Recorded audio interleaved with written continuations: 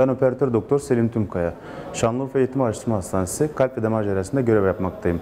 Bugün sizlere kadınlarda sık görülen ama tanısı geç konulan pelvik konjesyon sendromu hakkında bilgi vermek istiyorum. Pelvik konjesyon sendromu özellikle doğum yapmış kadınlarda kasık ve karın ağrısına neden olan bir damar hastalığıdır.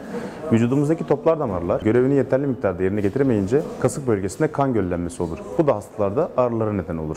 Hastalar genellikle adet öncesinde ağrı ve uzun süre ayakta kalmaya bağlı kasıklarında ağrı şikayetiyle kadın doğum polikliniğine başvuruyorlar.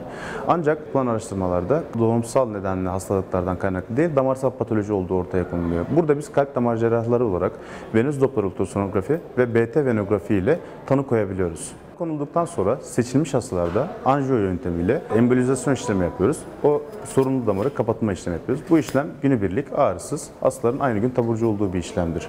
Eğer siz de geçmeyen kasık ağrısı ve uzun süreli karın altı huzursuzluğundan şikayetçiyseniz pelvik konjesyon sendromu açısından kalp damar cerrahisi polikliniğimize başvurabilirsiniz. Sağlıklı günler dileriz.